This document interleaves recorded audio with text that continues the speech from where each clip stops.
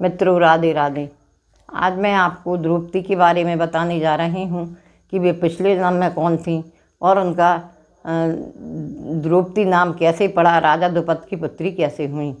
तो पिछले जन्म में द्रौपदी एक वेद पाठी ब्राह्मण की पुत्री थी और उन्हीं के साथ आश्रम में रहा करती थी।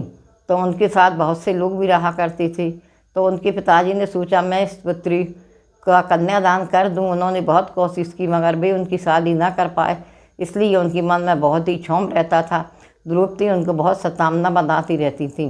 द्रौपदी की शादी की चिंता में वे शांत हो गए तो द्रौपदी रोने लगी। इतनी में ही दुर्वासा ऋषि वहाँ से निकल रहे थे तो वो आए।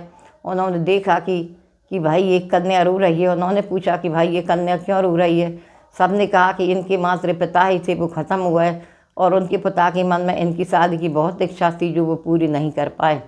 दुर्वासा ऋषि तो अपने त्रिकालदर्शी थे। उन्होंने सब कुछ देख लिया और कहा, हे पुत्री तुम चिंता मत करो, अब तुम एक काम करो, सबके साथ मिलकर इनका सारा क्रियाक्रम करो और अपने भगवान कृष्ण की और भगवान शंकर की आराधना करो, जिससे तुम्हारा जीवन सफल होगा।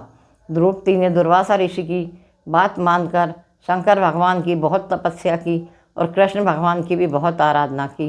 जब शंकर भगवान प्रसन्न हो गए तो उन्होंने कहा कि हे पुत्री तुम वरदान मांगो, क्या चाहती हो। तो उन्होंने बार बार 5 चावल चढ़ाकर 5 ही बार कहा कि हे प्रभु मुझे पति दीजिए। तो शंकर भगवान ने कहा कि भाई तुम्हारी 5 पति होंगे। उन्होंने कहा ये कैसा अनर्थ हो गया, सबके एक ही पति होते हैं, संसार में मेरी हंसी होगी। उन्होंने कहा नहीं होगी, क्योंकि तुम अगले जन्म में किसी स्त्री के गर्भ से जन्म नहीं लोगी, अग्नि में से प्रकट होगी, इसलिए दुख मत करो। उन्होंने कहा ठीक है। फिर उन्होंने कुछ दिनों बाद अपना शरीर छोड़ दिया और जब राजा द्रुपद यज्ञ कर रहे थे तो उन्हें यज्ञ में लकड़ियों की ज़रूरत पड़ी। तो उसी आश्रम में से जिस जगह द्रौपदी का दाह संस्कार हुआ था उसी जगह से भी लकड़ियाँ चुनकर ले गए और जब हवन पूरा हुआ तो उसमें से एक सुंदर कन्या निकली। राजा द्रुपद को बहुत खुशी हुई क्योंकि उन्होंने लड़की की कामना की थी, इसलिए उन्होंने उनका नाम द्रौपदी रखा। और जब द्रौपदी बड़ी हो गई तो उन्होंने यह स्वयंवर रखा जिसमें अर्जुन आए और उन्होंने मत्स्य भेद करके द्रौपदी को स्वयंवर में जीत लिया और अपनी माँ के पास ले गए। जब माँ के पास ले गए तो माँ ने कहा, उन्होंने अपनी माँ से कहा कि हे माँ देखो हम क्या लेके आए हैं। जब माँ ने देखा तो बिना देखे ही कह दिया कि 5 लोग आपस में बांट लो।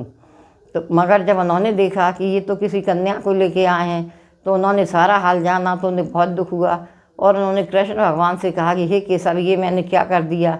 भगवान ने कहा इन्होंने पिछले जन्म में वरदान मांगा था, इसलिए इन्हें 5 पति मिले हैं, अब तुम शोक मत करो। उन्होंने कहा ठीक है। इसी तरह जब कौरव पांडवों में जुआ खेलने की बारी आई और जब द्रौपदी का चीरहरण हुआ तो उन्होंने भगवान कृष्ण को याद दिलाई, हे प्रभु मैंने आपकी बहुत आराधना की है, अब आप मेरी लाज बचाइए। तो भगवान कृष्ण ने आकर उनका चीर बढ़ाया। भगवान कृष्ण की आराधना करने से भगवान दौड़े चले आते हैं। इसी प्रकार द्रौपदी का जीवन से हमें यह शिक्षा लेना चाहिए कि भगवान की आराधना कभी निष्फल नहीं जाती, जब भी पुकारो तो वो दौड़े चले आते हैं।